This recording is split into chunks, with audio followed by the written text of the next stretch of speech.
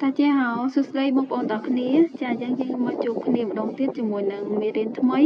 ថ្ងៃនេះរូបនេះខ្ញុំនឹងយកមកពាក្យ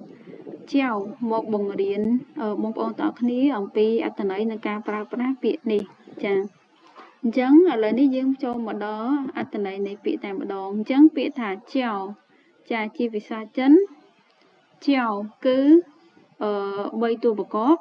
ចាអញ្ចឹងបងប្អូនទាំងគ្នាអាចរៀនសូត្រនៅក្នុងការប្រកបវាមានផ្សំ3តួយើងប្រកបអ៊ីអោយ៉ោជីយ៉ោចៅសលេងទី4យើងអានថាចៅចាអញ្ចឹងចៅមានន័យច្រើនទៅតាមបរិបទនៃការប្រើប្រាស់អញ្ចឹងយើងមកមើលអំពីការប្រើប្រាស់នៅចំណុចទី1ចៅបកប្រែថាហៅឬក៏ស្រែកហៅចាអញ្ចឹងរបៀបនៃការប្រើប្រាស់នេះខ្ញុំលើកយកឃ្លាដើម្បីជាឧទាហរណ៍我叫你没听见吗我叫你没听见吗ចាខ្ញុំហៅអ្នកតើអ្នកមិនឮមែនទេចាអញ្ចឹងក្នុងន័យនេះគឺសំដៅទៅលើការហៅចាការហៅអញ្ចឹងយើងចង់ហៅគេណាអញ្ចឹងមានន័យថាម៉េចខ្ញុំបានហៅអ្នក我叫你没听见吗អ្នកឮមែនចាអញ្ចឹងនេះចំពោះការអត្ថន័យនៃពាក្យថាចៅហ្នឹងគឺបកថាប្រើប្រាស់ទៅលើពេលដែលយើងចង់ហៅនរណាម្នាក់ឬក៏យើងស្រែកហៅគេអីអញ្ចឹងណាចាអញ្ចឹងអត្ថន័យនៃពាក្យទី2គឺសំដៅទៅលើឈ្មោះចាឈ្មោះថាឬក៏មានឈ្មោះថាអញ្ចឹងឧទាហរណ៍ថាឃ្លានេះ我叫新月ឬក៏我叫ដាលីនចាអញ្ចឹង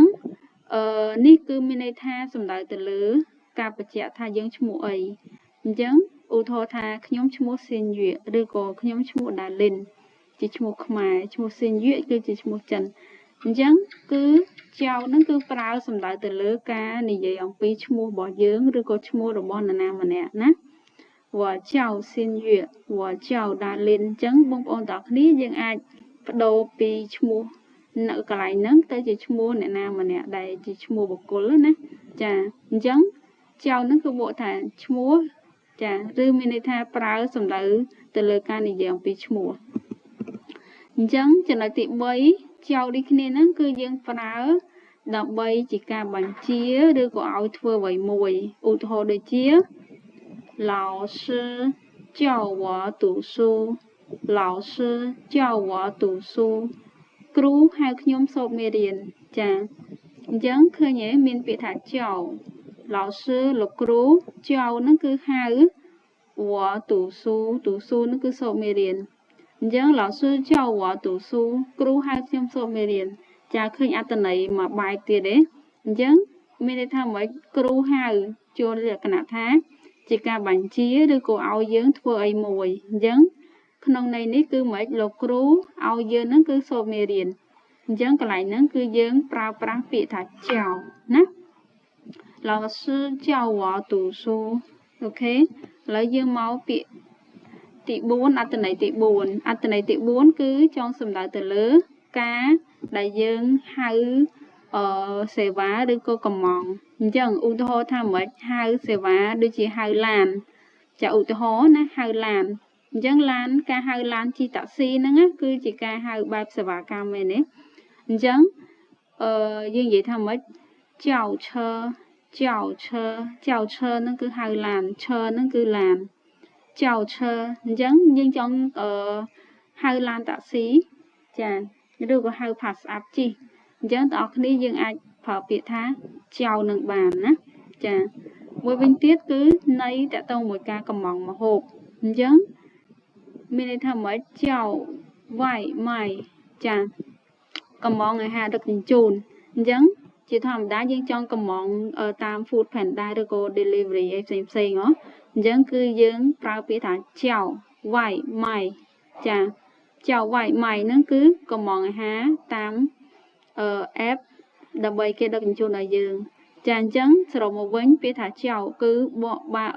បាន4អត្ថន័យចាដែលយើងអាចប្រើប្រាស់តាមបរិបទដែលដូចនេះខ្ញុំបានបង្ហាញហើយនឹងបង្ហាញជាឧទាហរណ៍ឲ្យបងប្អូនទាំងអស់គ្នាមួយនឹងឯងអញ្ចឹងក្រៅពីឧទាហរណ៍ហ្នឹងគឺយើងអាច រកនៅឧទាហរណ៍ផ្សេងទៀតឬក៏យើងអាចយកឧទាហរណ៍ហ្នឹងទៅប្រើប្រាស់នៅក្នុងស្ថានភាពផ្សេងដែលវាដូចទៅនឹងអ្វីដែលជាការឧទាហរណ៍ដែលរូបនេះខ្ញុំបានបង្ហាញទៅដល់បងប្អូនទាំងគ្នាចាអញ្ចឹងគ្រាន់តែពាក្យថាចៅម៉ាត់ហ្នឹងគឺមិនមែនមានតែន័យមួយទេណា